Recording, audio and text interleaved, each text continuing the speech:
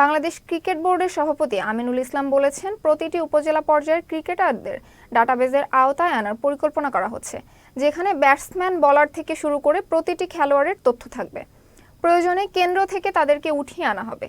বরিশালে বাংলাদেশ টেস্ট ক্রিকেটের 25 বছর পূর্তি উপলক্ষে আয়োজিত অনুষ্ঠানে প্রধান অতিথির বক্তব্যে এসব কথা বলেন তিনি। এ সময় তিনি আরও বলেন, বরিশালে দীর্ঘদিন লিগ টুর্নামেন্ট হয়নি। ভবিষ্যতে যেন টুর্নামেন্টগুলো অনুষ্ঠিত হয় এবং খেলোয়াড়রা এখান থেকে তৈরি হতে পারে, তার জন্য উদ্যোগ নেওয়া হবে। পাশাপাশি বিপিএল এর ভেন্যু করার জন্য বরিশাল নিয়ে চিন্তাভাবনা চলছে। এ সময় বরিশালের বিভাগীয় কমিশনার কাউসার রায়হান সহ জেলা ও মহানগর ক্রীড়া সংস্থার নেতৃবৃন্দ উপস্থিত ছিলেন। 25 বছর পূর্তি উপলক্ষে অনূর্ধ্ব 12 বালক বালিকাদের 6-a-সাইড, পেস হান্টার, চিত্রাঙ্কন প্রতিযোগিতা, ধারাভাষ্য সহ বিভিন্ন ইভেন্টের প্রতিযোগিতার আয়োজন করা হয়, যেখানে বিভিন্ন শিক্ষা প্রতিষ্ঠানের ক্রিকেট অনুরাগী শিক্ষার্থীরা অংশগ্রহণ করে। প্রতিযোগিতা শেষে বিজয়ীদের মাঝে পুরস্কার বিতরণ করা হয়।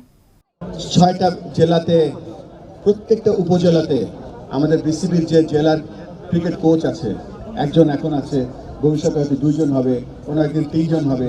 এই কোচরা উপজেলার প্রত্যেকটা ক্রিকেটারকে চিনবে, প্রত্যেকটা ক্রিকেটার ক্যারেক্টার চিনবে। কয়টা লেগ স্পিনার আছে, কয়টা উইকেট কিপার আছে, কয়টা ওপেনিং ব্যাটসম্যান আছে।